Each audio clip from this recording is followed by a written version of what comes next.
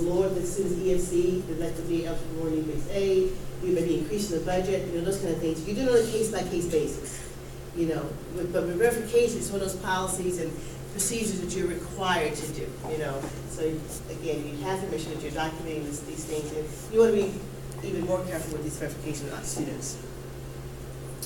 Also with V1, the SNAP benefits, and these two things, you're only required to verify them if it was reported on the ISER. So again, if it wasn't reported, then it means you don't go looking for, you don't ask the question, you're in the V1 group, did you get these things? If it was reported on the ISER, then the school is required to verify it, okay? Now with that, as far as the SNAP benefits, statement, again, of the student, and then also, what they're doing is affirming that someone in the family that's listed in the household side received those benefits those 2 years, 2013 2014, okay? And so you can get that statement, you can capture it on the verification worksheet if you have one. That within itself will be enough unless you question it. If you question it, then you have to get something from the agency itself, okay? At first, it used to be you had to get something from the agency. Again, you just can't take the word and sign the verification statement. Now the government is saying that you can actually, if you sign a statement, that would be sufficient. But if you doubt that or have concerns about it, then you must get information directly from the agency, basically from the DSS or whoever's providing the benefit to that student. Now, having said that, I go back to again. Some of you guys say, well, we get that statement from the agency all the time, and that's okay. That's your institution policy. Even the department sets the bar, and you can have one that's not stricter as far as regulation or your policies. Child support documentation, that's going to be explained on the V3 slide, but basically when we get there, again, signed statement showing how much was provided annually, not the monthly, right? So you got the monthly, so it should show what child support was actually paid, or in this case paid, for the year, and that amount should be on that verification worksheet. That within itself would be enough, or you could actually get documentation from outside sources as well. Now this is going to be child support paid. So with this one, they have to document, again, the amount of child support that was paid, and it's the annual amount, not the monthly amount, the amount that was paid for each child. The name of the person who paid the child support, okay? And that's going to be somebody within that household member. And then the name of the person to whom the child support was paid. Typically it's going to be an ex-spouse or something like that. And then the name and ages. And the new part is the ages. It used to be that they only had to put the name of the children who received the child support. Now they're asking for the name and the age. So that's something that's new, and hopefully your students are aware of that as far as the age part. They want to know the name and the age of the child who received the child. Received the child support.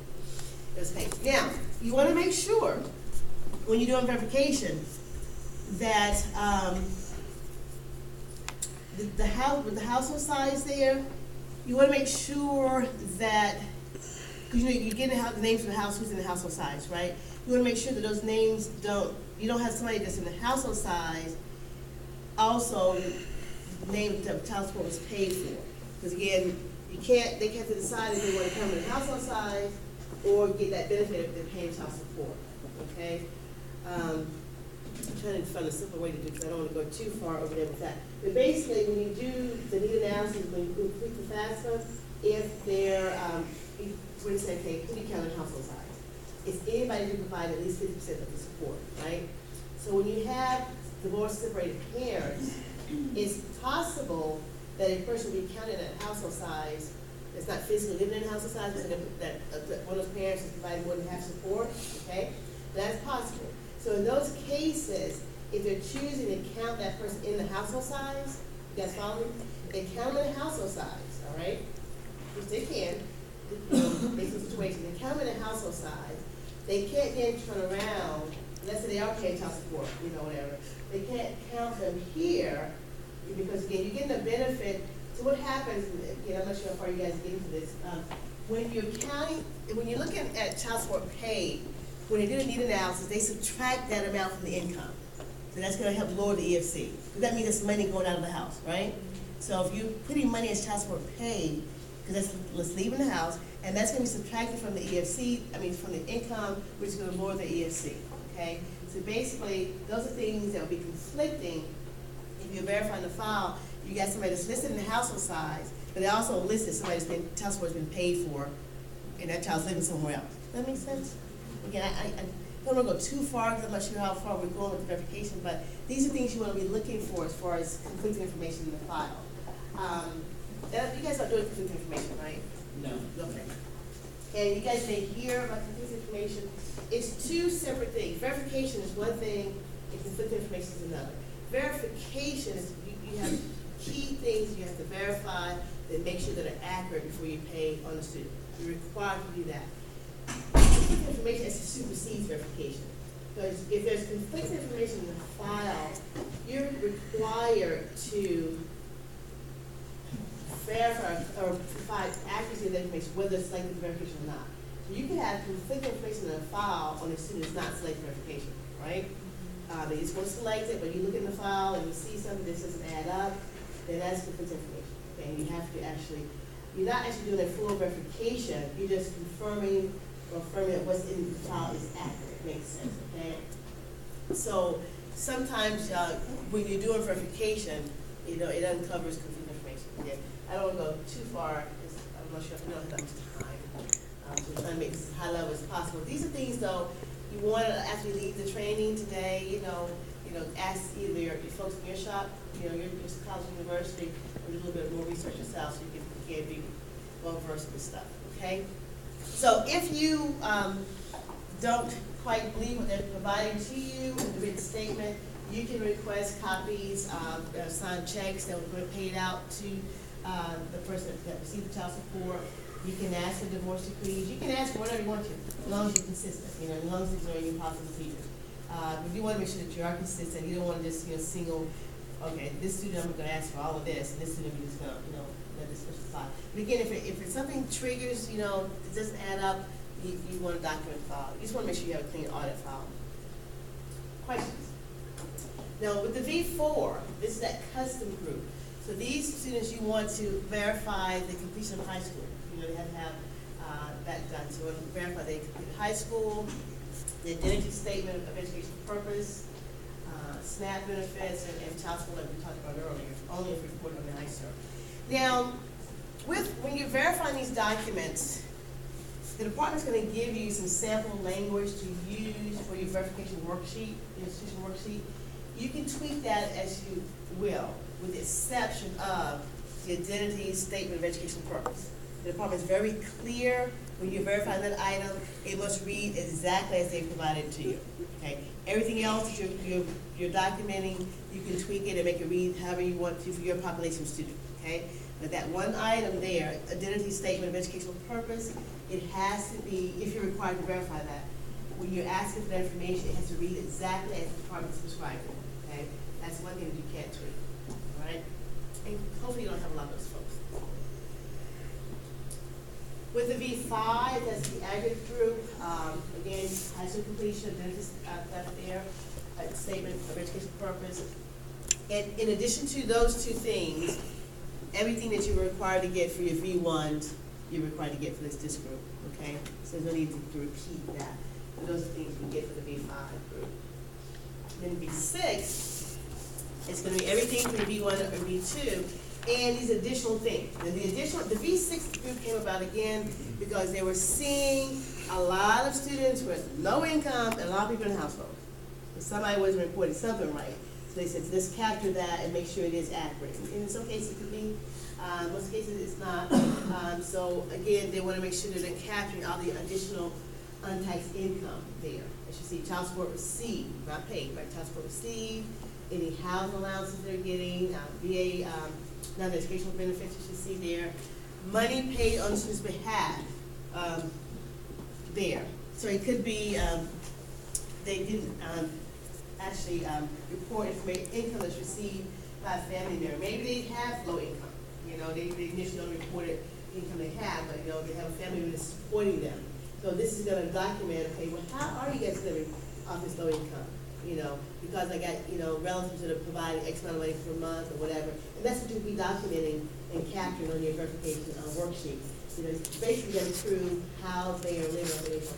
And the bottom line is, at the end of the day, if the documentation they provide to you is not sufficient, then as aid administrators, then that's gonna stop the process with them. You're not gonna, you can't do verification, you can't get past this documentation. So if verification is not complete, then you're not gonna make any awards for the student. I know the department, I think it's in the slides here, they allow students to make, schools make interim disbursements. A lot of schools don't do that because what happens, and what do we mean by interim disbursement? Typically, most schools are gonna award the student first, I mean, do verification first, award them, and then pay based on a clean record. Depending on crunch time, if you're trying to process a student, you can go ahead and make an interim or first disbursement before verification is complete, but the school's gonna be liable for, once that ICER comes in, once you complete verification, if there's an overpayment or an adjustment needs to be made, you have to make that adjustment. Let's say Johnny's already left the building at the bad time, so then you kind of stuck with, trying to get that money back. Once you give them some money, it's kind of hard to get back, it really is, those refunds. Some unfortunately stay around to get the refund and then they let go. So, again, you can make the interim disbursement, but the school's gonna be liable if they make those payments. And so most schools will have a clean file first, basically. Yes. Can you disclose and assess it as one verification is complete?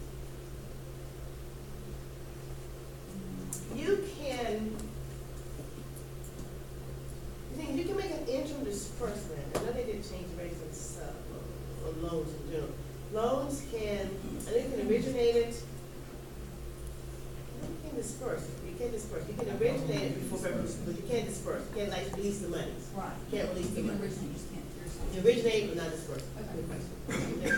You can't disperse. Now, like PAL, you could actually make interim disbursement, but again, you're gonna be liable for it. Right. Work study, you can allow, that's those funds you can actually do an interim disbursement, where it gets for done the work. And with the work study, only it's up to 60 days. So like, let's say you had somebody that was verification, and they had work study. You can allow them to, if, I'm not saying I recommend it, but you can allow them to do work study while you're completing verification, but only up to 60 days.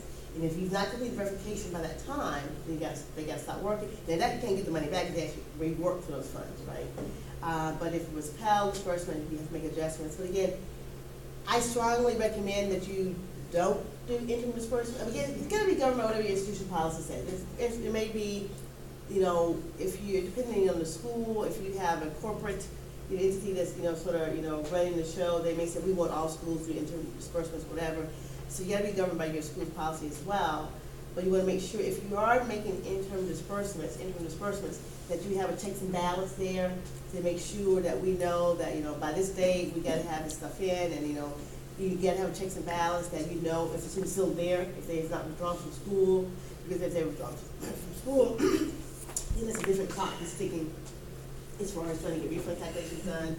And if they've actually got a disbursement, that makes it even worse. So again, think about, and I think when you look at interim disbursements, you need to know your population of students. You need to know the culture of your school, your environment, if it works for you or not. But again, because regulations allow it, schools can do it, but it's really important that you have some checks and balance, and everybody that's a part of this knows, okay, we need to make sure that we're on top of this verification, that there are time frames, there's certain funds we can disperse, certain funds we can't disperse, and that, what happens, somebody may think, well, we can disperse it all, like the loans, whatever, and then you get caught up in an audit citation, something like that. So if you choose to do interim disbursements, make sure your staff is fully trained, they know what can to disperse, and also time frames as to, to get that documentation in. So again, you can do it, schools can do it, but it's going to be based on whatever your institution policies are governing as far as just making an interim disbursement. So just know that, especially, I would say, a lot of times schools will come to trainings, and when we do those, and you start thinking about it, that's when sometimes it's good to have a conversation. Okay, make sure school, we know, and powers that be, if we make these decisions to make these disbursements, that we could be liable, if student doesn't, stay in school or those kind of things like that. But originate but not disperse. Other untaxed income, as far as the documentation you're required to give, as you see here, there's a signed statement again.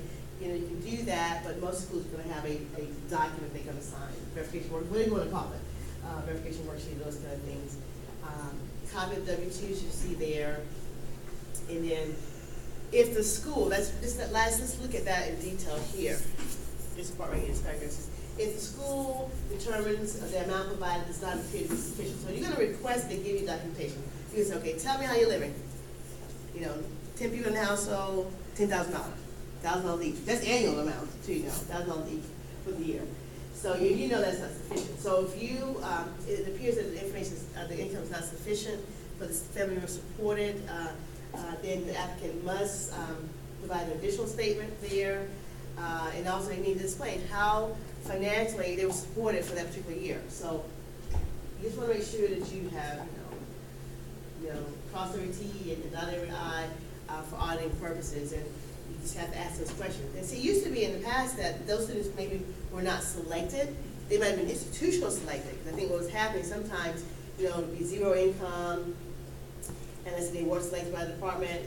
Some schools are like, the department didn't select them, I'm not going to select them, and I'm going to keep on moving. Especially larger schools. You got, thousands of students coming in. You don't really have time necessarily to, look at everybody that wasn't selected by the department. If they were selected by the department, you verify them. If they weren't selected by the department, you kind of get moving. Some of our community colleges that maybe had more hands-on, with their students would actually maybe, and I used to work at a community college, and we would actually have them come in and sort of help them complete the FAFSA. For instance, if they were receiving the monthly stipends, AFTC stipends, we would require a copy of that. We didn't have to get that. Because they signed the statement to get it, but we would require additional documentation, and that's okay. But where was I going with that? Let's say that they had, the small, some of the community, we would get additional documentation. We could do that. And then some of our, prep schools, graduate school, again, we would get the additional documentation, and we would actually, look at somebody that had zero income and, 5 people in the household that weren't selected. So the department is saying, maybe we need to look at that group of people and make it a requirement for everybody. If there's, a lot of people in the household and a little bit of income there. Now, they don't really look at it as much if it's just a deep in the student and they got zero income. That could be a different threat. A lot of students don't work when they're in school. In that case, they're more looking at the parent with, low income and, a lot of people in the household. So independent students, again, would be a different thing. So the department sort of just cracking down on that group of folks. I know that was very high level. For those of you who don't work in verification, you probably say, I don't want to work in verification now. But again, as I said before, you want to do some cross-training. So you may be so happy at your current university, but in your career, since a lot of us are new in this profession, you may go from to another school or such. You may have somebody that comes in and says, we're going to change, the mix in what's in the office there. You want to be, versed in other areas if this is not your area to be in, okay? So when you have tax data there that's not correct, this is going back to who has to file a tax return. So, and again, we're not going to be going over tax returns today because we don't have that document for you. But this is where a lot of conflicting information comes into play here. You guys are not required to be tax accountants, tax experts to work in financial aid.